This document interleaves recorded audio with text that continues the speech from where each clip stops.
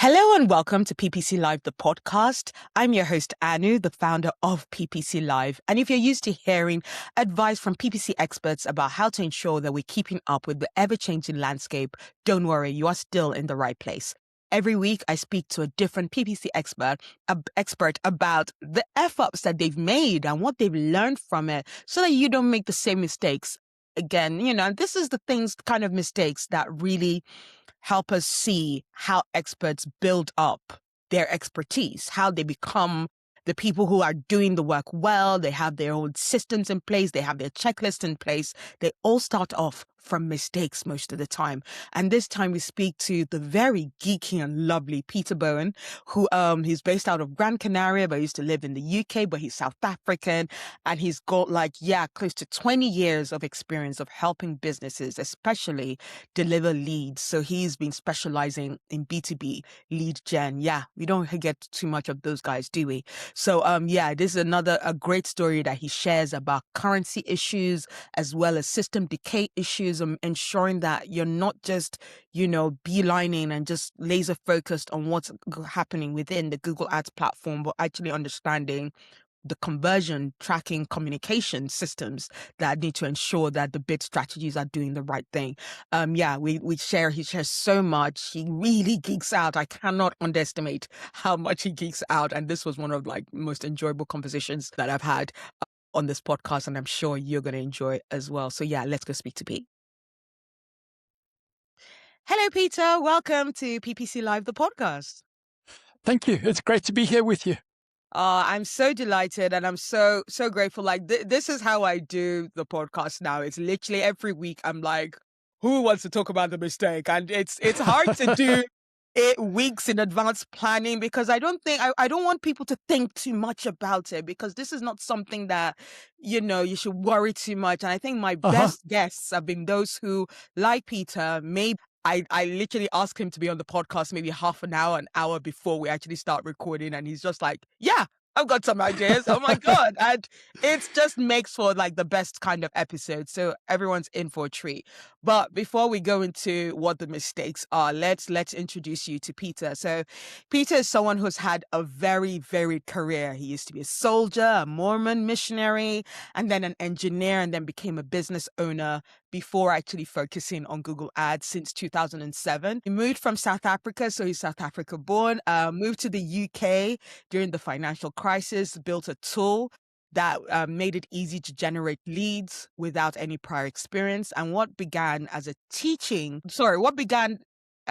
others, then evolved into managing campaigns himself. And that system has now produced over 2 million leads. He's now based in sunny Gran Canaria. Honestly, Peter, I wish you'd had a background of your window so that we could see the beautiful views. If I turned my camera around, you would see a pile of surfboards packed in the corner of my office because my wife said she doesn't want my collection in the lounge. Oh, Lord, yes. When the guys have their hobbies, you need to find a special story for them. I love it. Oh, surfing in Gran Canaria. Why is not surfing in Gran Canaria? He continues to work with clients while thinking critically about the future of Google Ads and how businesses can balance technology with a more human approach. And honestly, when I say he definitely thinks about the future of Google Ads, he does because he's got this fantastic book. Now, those who are listening, you're not seeing what I'm showing here, but those who are on the video, you can see me showing Peter's book, which is called Profitable Google Ads. And it's a business owner's guide to getting more leads and sales from Google Ads. And it's about written in plain English. For those who are not, who are nervous about all the jargon and all our acronyms, in it you'll learn Google Ads doesn't succeed unless it's part of a working system. And he shows what that system should look like, how to assemble it. You'll learn about converting more website visitors, attracting better quality leads, turning leads into customers. I genuinely think this is a very valuable book because a lot of people in the industry, we're always talking about how that whole lead gen part of the system of our industry, they get really overlooked when it comes to, like, Google Marketing Live or new updates. A lot of the updates just really seem to be for e-com. For this being very directly about lead gen, I think this is a very, very great book to have. Where can people get it if they want to get You their can get yourself a copy on Amazon or direct from my website, pete-bowen.com. Fantastic. We'll share that link on the show notes. So if you guys want that book, check it out. I also asked Pete whether he wanted the fact that he wrote the book to be his fun fact, but he was like, no, that's not a fun fact, it's a boring fact. So now Peter is going to give you his fun fact. Okay, my fun fact is I was once tricked into swimming through a river where crocodiles had been seen. Oh my God. Oh my God. I'll be quick. I used to be an engineer, and my company was designing a small dam across the river, and we needed to measure the depth of the rock at the bottom of the river so we could figure out what the dam should be like. Yeah. And we hired a surveyor to go and do that, and none of his guys would get into the water. Yeah. And so I said, okay, I'll get into the water and I'll hold the surveying stick that you used for measuring it. And only once I had finished, after about an hour in the water, did they tell me the reason his guys wouldn't get in the water was because a farmer had shot an enormous crocodile there the previous weekend, and they were worried that there might be more. My God. So thankfully there were no crocodiles. You didn't see any crocodiles, but... Never saw a crocodile, but yeah, a fun fact. Fun fact for that one. Oh my God. Yeah. And this was in South Africa. That was in South Africa. What parts? If people that was in KwaZulu, sort of on the eastern side of the eastern side of the bottom of South Africa. Right. Lovely, warm, subtropical place with crocodiles. Yeah, crocodiles. They love this warm weather. I think that's one thing that I'm grateful about living in the UK. I don't think crocodiles will be coming anywhere. No, there's not much there that will kill you. No, right? I think I went to New Orleans like a few years ago, and it's a beautiful part of the US, but another thing that they're known for is like their swamps, and you can do like tours on their swamps. And I remember I was like, yeah, so it was like one of the few things where like, if you're going to go to New York, you need to check out. And I was like, will there be crocodiles? They're like, yeah, of course, that's what we're going for. And I'm like, no, thank you. I have zero interest in seeing crocodile. Even like on the TV, it gives me, I don't know, it gives me a bit of chills. Like, I think that was a cruel joke that your ex-colleagues played on you, man. But yeah, you're a better man than me. So amazing for you to have done that. Anyway, you guys are like, I know why you're talking about crocodiles. This podcast is not about crocodiles. So let's get on to what this show is about. Peter is another one in our long line of fantastic guests who's going to come on and share some mistakes that he's made. He's told me that he's got a couple for you, a couple of ones to share. And I think they're really great ones that we really should think about. I find that we don't necessarily think about these kind of issues because they might seem a bit too small or a bit too far away. But I think these are important ones for us to think about. And hopefully that means you don't make that mistake anytime in the future. So, Pete, what is the F-up you'd like to share with us today? Well, the first one was one that I made in the first year of managing Google Ads. I was living in the UK, and we had a lot of clients in South Africa just because of my history over there. And the South African rand was worth about 1/10 of a pound. And because of the exchange rate. And so back in those days, setting up payment was really complicated. So a lot of agencies would bill the client, and then we would pay Google for the client. And so we agreed a budget for the client. I forget what it was. I think it was like the equivalent of, I don't know, maybe 1,000 South African rand, about 100 pounds. But because I set the account up in the UK, it defaulted currency to pounds, and I completely overlooked that. And so in the first month, I spent, from our own agency credit card, I spent 10 times what the client had allocated as the monthly budget. And this client was incredibly happy. You can imagine how many leads they got when you're spending 10 times their budget. Yes, absolutely. And so it was only after that, well, we had I discussed it with my partner, and we agreed that it was our problem, and we were very, very sad. And we didn't tell the client that we wanted his money, but we did say next month is going to be a lot worse. And when next month was a lot worse, he cancelled Oh no. because he had been expecting this kind of Yes. £1,000 results with £100 budget. So yeah, that Yes. was a very painful and expensive mistake. So now there's an item on the campaign setup checklist which says check currency. Yes. Yeah. Yes.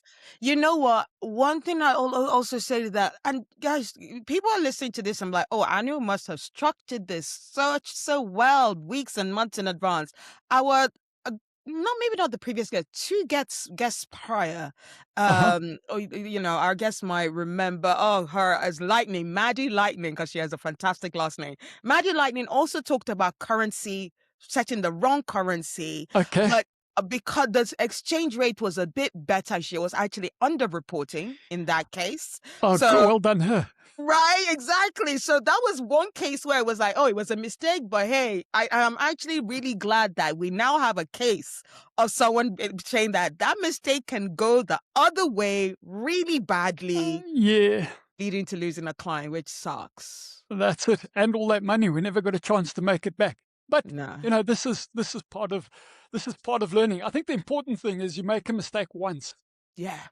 and never Yeah. make the same mistake again. Yeah. If you Yeah. can help that. Absolutely, absolutely. I mean, I don't think we need to go even more into too much details. You've given us the roundup, how it felt, Yeah, what happened. So let's put that one to bed. Let's go on to the it's still scarred on my soul. But blurs. But anyway, yeah. Well, the learning let's talk from it, about from the some, other things. yeah, the learning from that is make that checklist. Make that checklist for those kind of things in terms of like currency. Especially when you're dealing with international clients. You get loads of that these days, especially with consultants being in one country, your client is in another country. It's a very easy mistake to make. So yeah, let's listen out and look out for that. But yeah, let's go on to the next one. So the next one's actually a class of mistakes. I Okay. think about these as system decay or leaky plumbing.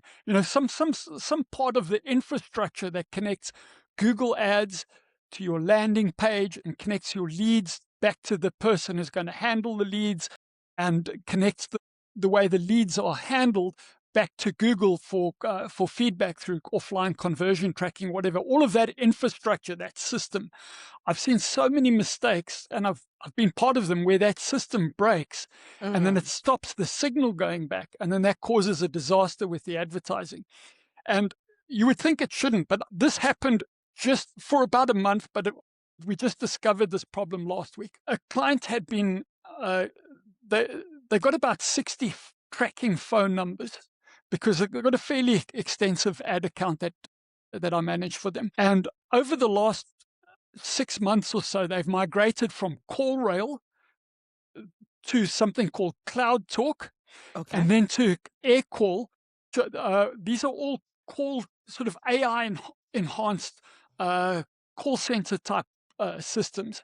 So they've migrated their tracking numbers across these different platforms. And then I got about a month ago, the client said, this last one doesn't work properly anymore. We're now moving this back to our old in-house PABX system, and we're not going to be able to give you tracking data for about a month because the developers needed to build the stuff that they needed to send back to my system so that I could upload those calls as conversions. In the same way CallRail and what converts did, I've got a system that allows you to do that without using those kinds of things. Yeah. Anyway, so I saw no call volume being recorded, and I sent them a message. I said, we're going to expect, as anybody would, we're going to expect our ad performance to suffer Yeah. because we're optimizing for conversions that aren't happening. And so over the course of a month, the ad spend went from about 200,000 down to about 40,000 because Google couldn't keep optimizing for no convert. All of this Right. is kind of completely expected. Yeah.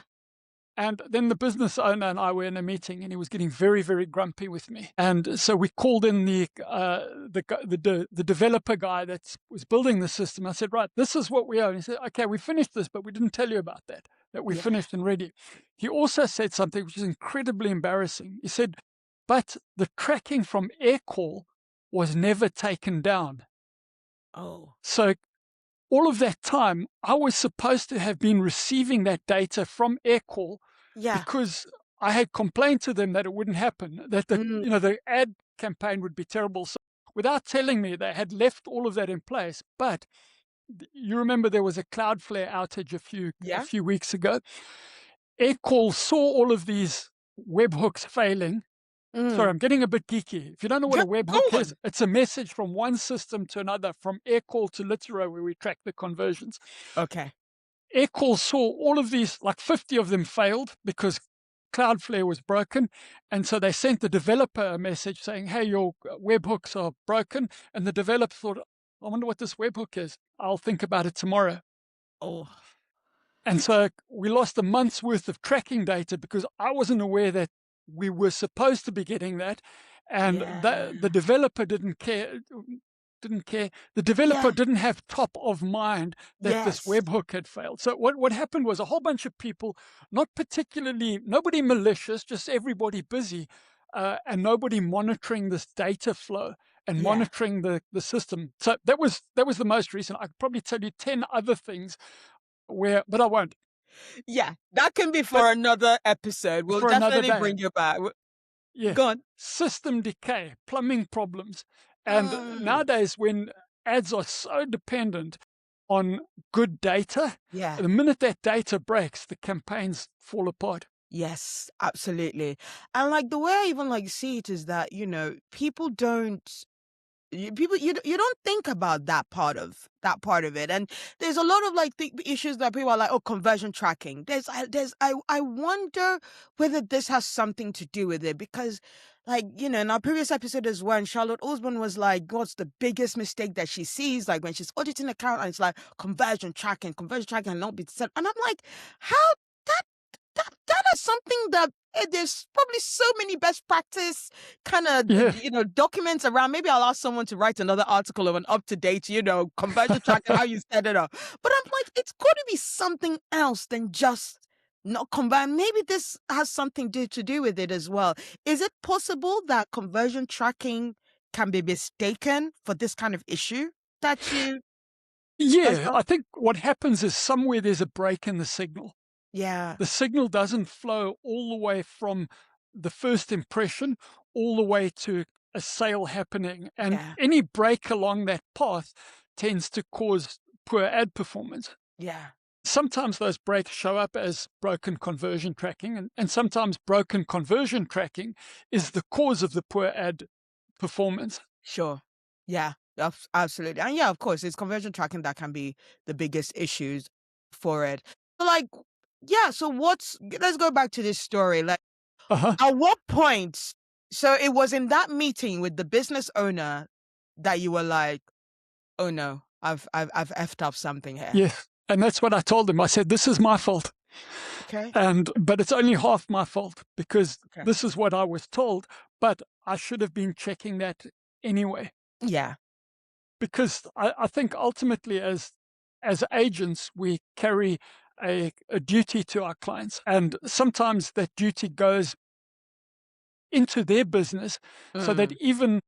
even though their developer or their call center or whatever, whoever caused the problem, I think we still have the duty to make sure that somebody knows about that problem, because Yeah. it tends not to happen. And I'm saying this might sound a bit horrible, but employees tend to be focused on their job, not Yeah. necessarily coloring outside the lines or staying Yeah. they stay in their lane. That's Yeah. kind of what I meant. So yes, I told him it was my fault. I told him what Yeah. I'd done to prevent it, Yeah. and we agreed to carry on as we were before. Okay. So lovely. So this is a client that all fingers crossed and toes crossed is it hasn't said goodbye to you, hasn't ended. Yeah, we've been working together for about 8 years now, and Nice. this is not the first time his people have broken the advertising. Okay. Yeah, Okay. so So he understands. He kind of you said to him that was the mistake. This is what happened, and he kind of was like, okay, yeah, got it. We understand actually what happened. He wasn't pissed off. yeah, and I showed him what I'd done to prevent this kind of thing. Yeah. I'm a bit of a geek, and so I programmed a dashboard that checks every single landing page in my entire ecosystem every 15 Nice. minutes, Yeah. and it checks every lead source. Yeah. and start shouting at me if we haven't received a lead within a certain time. And sorry, I'm getting really geeky over here. Oh, And it don't also keeps a apologize for that. log. It also keeps a log of every conversion that we've uploaded to Google. So we say, we told Google this. This lead Yeah. came in, this lead was qualified, this lead turned into a customer. And so they will say, right, we told Google this on this day, and then we can go in and make sure that we're getting more or less the same data in the account.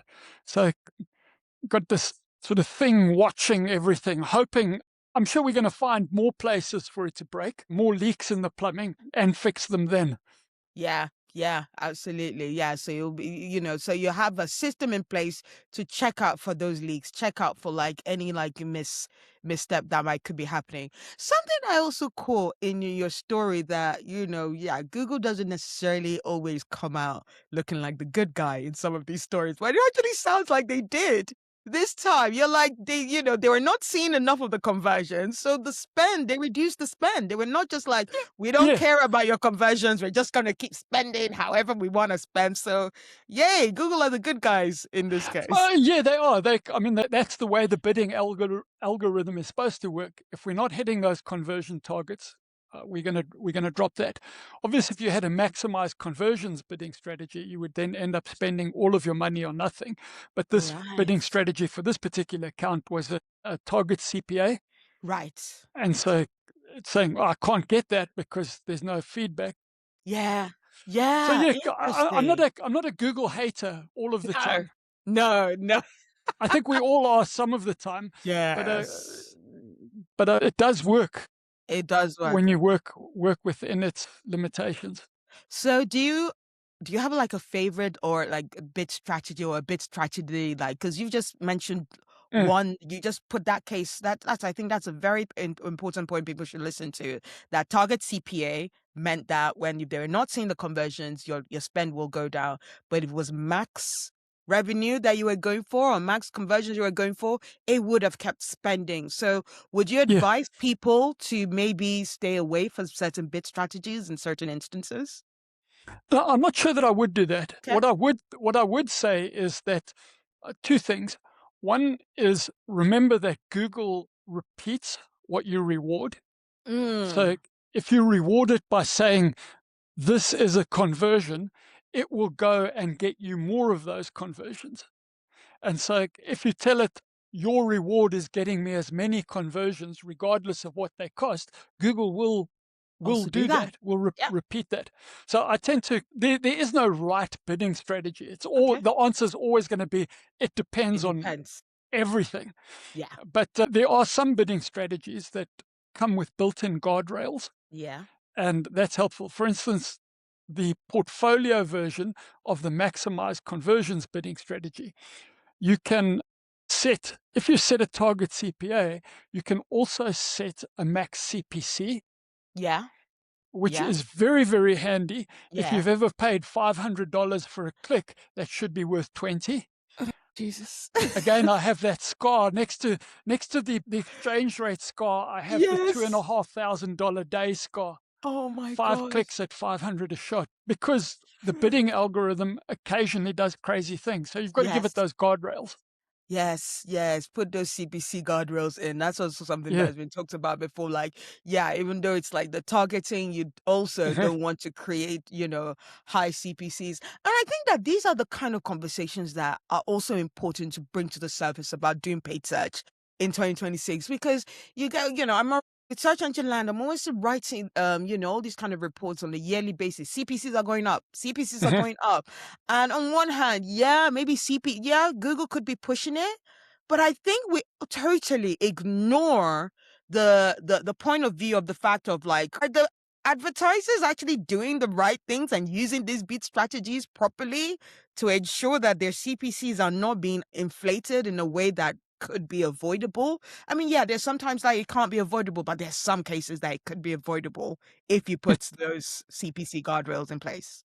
I think the fundamental problem is that it looks really easy. Yeah. And Yeah. you can ask ChatGPT, how do I build a profitable Google Ads campaign? And they will say things. And then you'll see people complaining on Reddit or complaining on X or in Slack saying, "I've just spent 5,000 and I got 0. Yeah. Google is Yeah. a Google is a scam." But in reality, it's not Google that's the problem. It's the way you did Google that's the problem. Oh my God. I think I need to actually send a clip of this to like Ginny Marvin on Google. So I'm like, guys, even the practitioners, we understand the fact that it depends on how you use it and you cannot just. You can ask ChatGPT to give you an idea, to maybe give you like a framework, but you need to color in the lines. It's important. There's so many different colors you can use to color in the line to create a profitable Google Ads campaign for your client. Oh, this has been such an interesting chat so far, and just going Yeah, into this is like the fun. importance of doing this. But yeah, looking back now, let's go back to that system decay issue. What is it now in terms of process that you do differently from that mistake that you're like, this is how we avoid making that mistake? Well, I think the first mistake I told you about, we avoid by adding items to the checklist. Yeah, And so I've got a checklist that gets longer and longer. And even though I've done the work over and over again, the checklist makes sure I don't forget anything. yeah, And then the other thing is to have a system that does some of the monitoring. sure, okay, So the landing pages, you yeah, could go every morning and open up every single landing page yeah, that you've got, but that would take you half the morning. yes, Or you could have some kind of uptime monitor, and then you yes, just go and check that the uptime monitor is working. yes, So yeah. you've always got to have these, there are ways of having things that monitor what's going on for you. Okay. Is this kind of uptime monitor? Because I know, like, you're a figure out a solution for yourselves kind of guy. I feel like Yeah, that's what I'm getting. You're like a geeky kind of things. Like I wanna figure I am things. sorry. I started programming computers as a child, and they've always Wow, fascinated me. And so I've that's ended up amazing. building The solutions to these tools. kinds of problems. But website Yeah. uptime monitors, I mean, you can find them all over the show. Okay. They're very, Okay. very, very common things. Okay. All right. Fantastic. If someone has just discovered this F up and they've just seen that, yeah, they were supposed to be receiving a whole bunch of these conversions and it didn't come through and they knew they were the ones they were the problem. What's your advice to them? Well, I guess there are a couple of things to think about here. The first is you've got to get the campaign back on track, right? Sure. Okay, so that's kind of from a technical perspective. You need to fix whatever caused the problem in the Mm. first place. And then there's the facility to do a data exclusion on Google. Now, this isn't something a lot of people think about, but Mm. Google knows that conversion tracking breaks. Yeah. And so there's the facility to go into Google and give it a date range up to Yeah. 2 weeks at a time, or you can stack Yeah. them to get a month or whatever, and say, please ignore everything that I told you. Please ignore all conversions or lack of conversions in this period. And that's been surprisingly effective. That's one of those things that actually does what it says on the tin. I'm not sure that AI Max and P Max and all of those kind of things Yeah. deliver the promise, but don't count these conversions. That seems to work really well. So Yeah. fix the problem, exclude the data, change how you work so that it doesn't happen again. Yeah. Yeah. Absolutely. And if there's even one thing, I feel like you've given a little snapshot because now it's been speaking close to half an hour about this issue and you've given Sorry so about many that. great, no apologies needed. No, like, yeah, you've got a really great insight for us. One thing now, before we now go into Mhm. looking at mistakes that you see in the industry, what's one thing you want to leave people with to wrap up that story? Mm. I'll say the same thing I started earlier. Don't make the same mistake more than once. Yeah. Yeah. Yeah. It's important because, and I say that to, I've said that to juniors in the past when I've managed people. I was like, look, mistakes can be made once, learn from it. Don't, this podcast is all about we're sharing mistakes, but I don't want people to go away and going, oh, making as many mistakes as possible is fine. No, you're wasting people's money if you're just I'm just going to make mistakes. You need to learn from the mistake and, put guardrails in place so that you're not the person who's just unreliable, just making mistakes left and right. So yeah, for sure. Make that mistake once, learn from it, make sure you don't make it again. So I'm hoping that, that close to half an hour chat with Peter that we've just had has really opened your eyes to like making sure that you don't make the mistake about currencies, putting the wrong currency in, and, making sure that you're aware of all the conversions that's supposed to be coming in through in a certain month. All right. Let's tangent off to something else. I like to tell my guests, your PTSD moment is over. We can now Okay. put that story in the back into its box that you neatly tidied it into, and let's move into seeing what other people have done that has made you go, what is going on, guys? We should know better. So any mistakes that that jump out to you that you're like, that really shocks you that it's still happening? Yeah. I think the root cause of this mistake is that the person managing the ads doesn't think past the interface, Oh, past the UI. They don't connect, these are ads and this is business. And yeah. they don't make that connection between the two of them. I had a recent case. Most of my clients I deal with remotely. This guy phoned me up and said, hey, my wife and I live here in Gran Canaria. Can you please come around and meet with us? Because we've spent 30,000 euros in the last 2 months on Google Ads and we haven't made a single sale from that. And I went there and I sat with them at the kitchen table. Their laptops were kind of sticky because the kids were there. Great people. Oh, love. They had hired somebody who had worked at Google, and this guy had set up the most technically incredible campaign, but because they're using a booking engine, their conversion is someone comes in there, chooses a date and time, and pays. Yeah. That booking engine didn't have the facility to track a conversion, as a lot of these third-party tools don't. Yeah. And so this person said, well, don't worry about that. We'll just maximize clicks. We'll get you visits to your website. And because he had worked for Google, I think he was one of the XWFs, not a real Google employee, they trusted him. And all this money, for a small husband and wife business, 30,000 euros it's a car, it's a nice holiday. Exactly. It's real money. For somebody Yes. perhaps who, was used to spending somebody else's money, it's not. Anyway, no conversion tracking. So he had said, maximize clicks. And every month he said, look, you're getting 15,000 clicks, you're getting 40,000 clicks, or whatever the number was. And I've seen that kind of disconnect so often, it drives me mad. Yeah. Yeah. And how long ago was this? This happened earlier this year. Earlier this year, an ex-Google person said, let's just do maximize click. We'll just do traffic. I said it recently and I was like, any agency or any consultant that is just going, clicks is enough and I'm going to charge you for driving clicks to your site, they should be fired. They should be fired and we should name and shame them. Yeah, I don't know his name, but I'd like to punch him in the face. Yeah. Yeah. So what was your solution? Because, you did say that was the issue of like this third party booking tool did not know how to manage, conversion. So what was your solution for them? Well, the first thing we did is we turned off the Performance Max campaign. Oh my God. Because they operate a specialized service in a small country. I won't give any more details than that in case they bump into this. Hi, if you do. They were getting, every month, they were getting more impressions from this Performance Max campaign than people live in the country where they operate their business. Obviously, they were targeting a whole bunch of rubbish. Turns out they got this Google person because the wife had run the campaigns for a while, but she'd taken maternity leave for a couple of years. And so we went back to the basics, said, you can't track conversions. Okay, let's get as best, and let's do the best we can. So we're going to have a very tight campaign. Yeah. With exact match keywords if we can. Yeah. You're going to bid maximize clicks, but we're not showing ads on search partners, only search. We're not showing ads in the middle of the night. No. Only during working hours when you can respond. And we're going back to what worked as well as it could have with the data that we have available.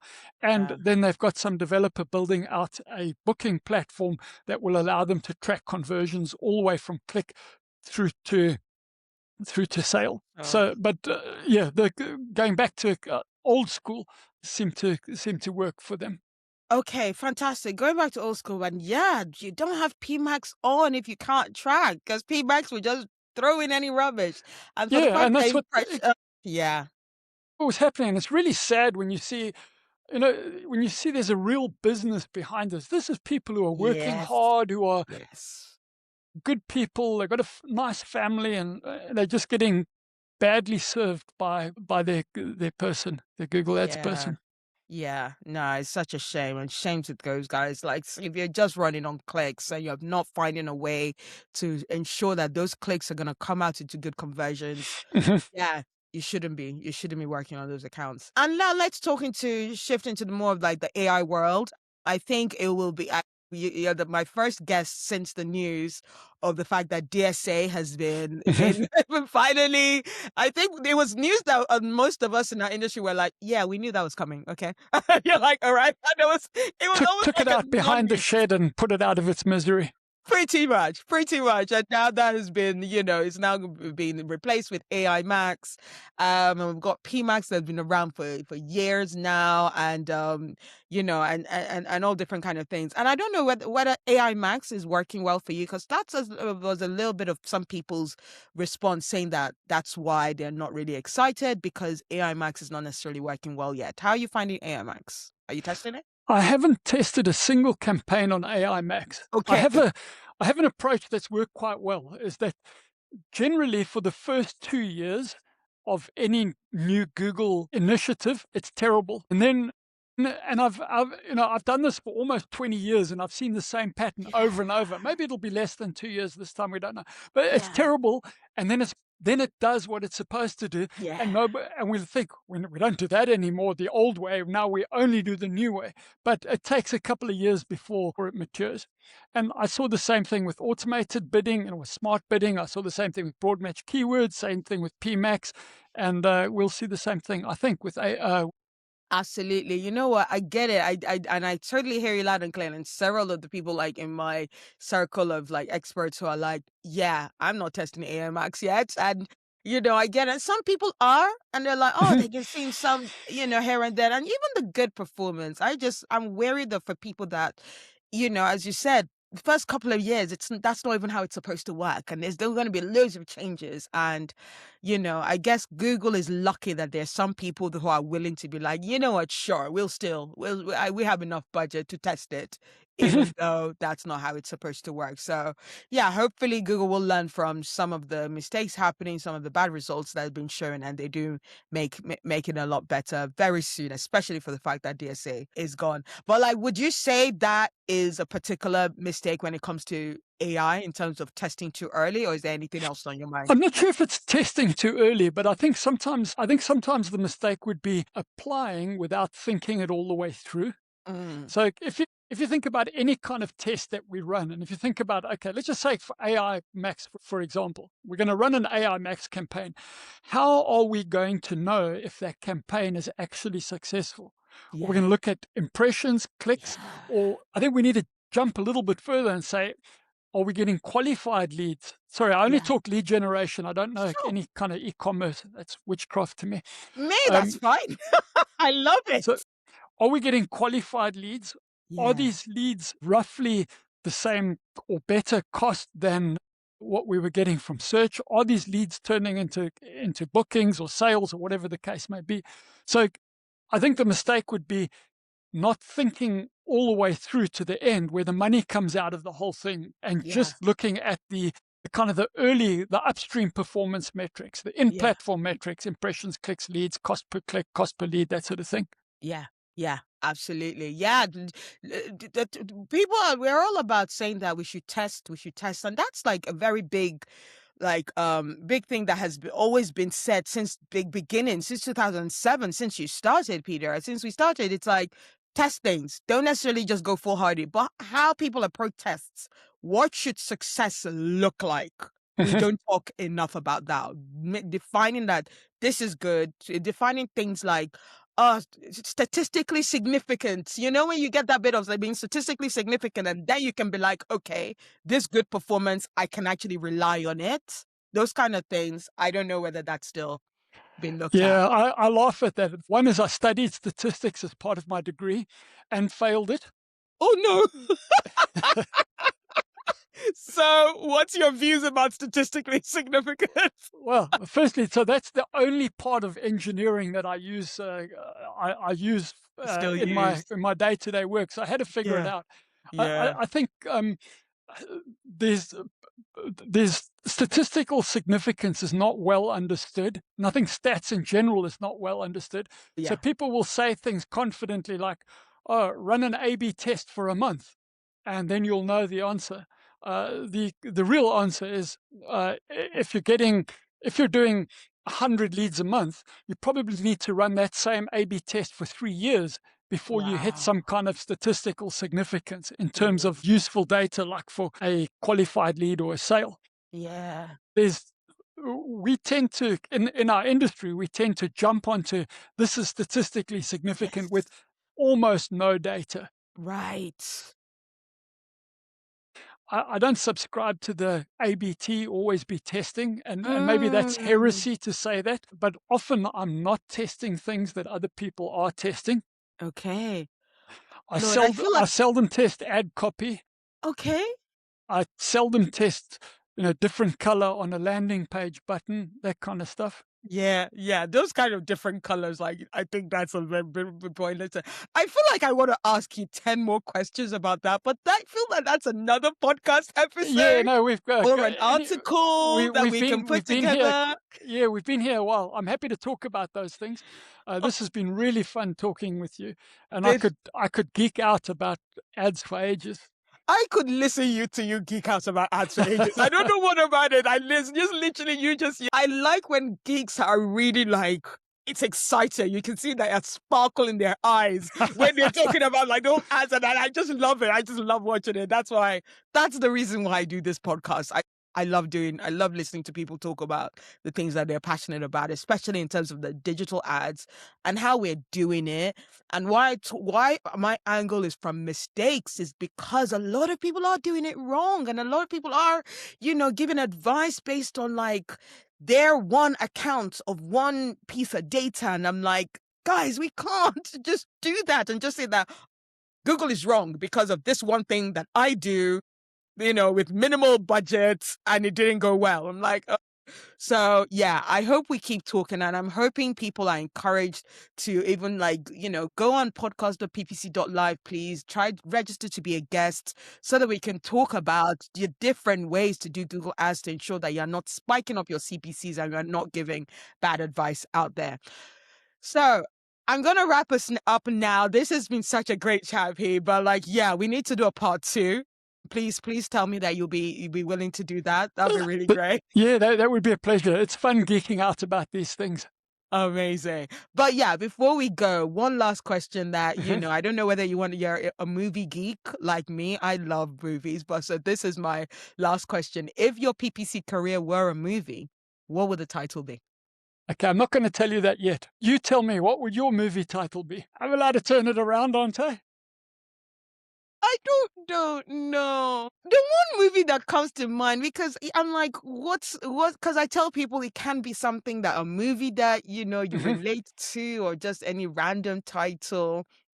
And for me, the movie that comes to mind is like my favorite movie is like Moulin Rouge, Okay. as because red is my favorite color. Everybody will Uh-huh. see that on the PPC Live branding, and even rouge means red, and it's such an extravagant movie. And I'm like, how does that relate to my career? I feel like with my career in the past, especially in the past, like let's say 5 to 10 years, I've just allowed my career to go in whatever direction I wanted to do. I wanted to do a Okay. podcast one day, and I started doing a podcast. I wanted to start an event one day, and I started doing events. And even some of my Brilliant. friends, they're like, I knew you do a newsletter and a blog and content man. And I'm like, I knew what?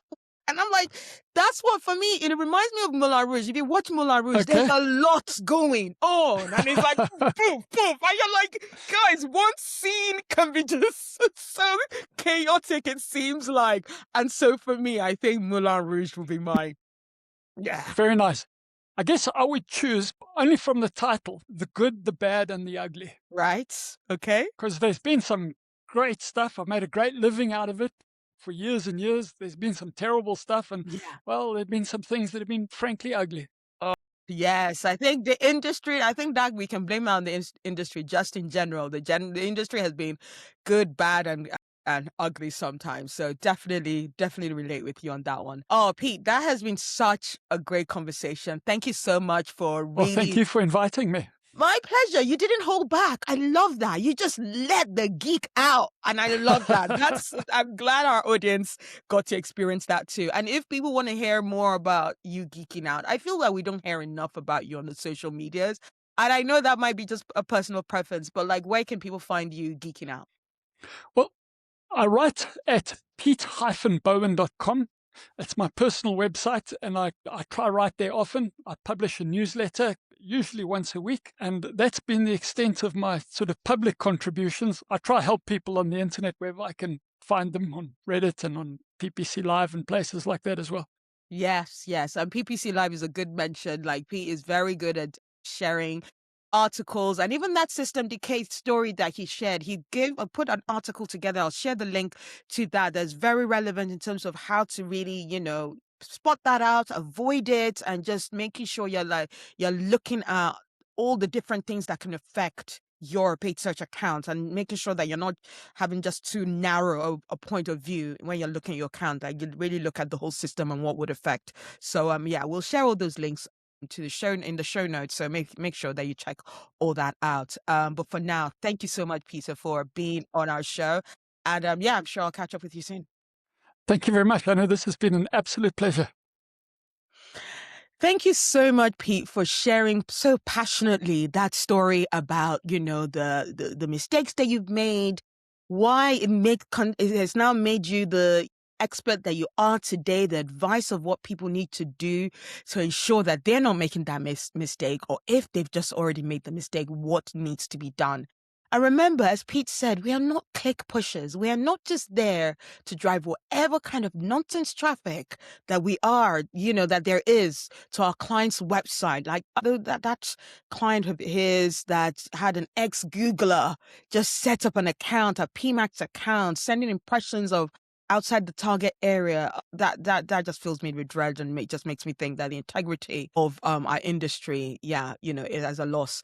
But yeah, for the full discussions and for the full all the links and all the resources that Pete shared, please go to our podcast.ppc.live site with the latest of episode that you'll see up there, or just search for his name. You'll find this episode, and this was such a fantastic conversation. I'm sure you'll agree. But yeah, going on to, if you're listening to this before April the 29th, 5:00 in the afternoon, there's still time for you to buy a ticket and join us in Brighton as one of the Brighton SEO Hero Conf Fringe events that's happening on April 29th at about starting from PM at Temple Pub, which is just on the riverside, like on the river itself. As soon as we finish the event, I might it's going to be evening, so I'm not going to jump into the river right after, but maybe I'll have an afternoon swim before joining the event. Who knows? It's going to be a very brilliant and bright day. Join for fantastic discussions that are going to be led by Jack Wilmore from We Discover, Amina Demiri from Vixen Digital. They're based out there in Brighton, as well as Julia Rimmel, who is coming all the way from Germany.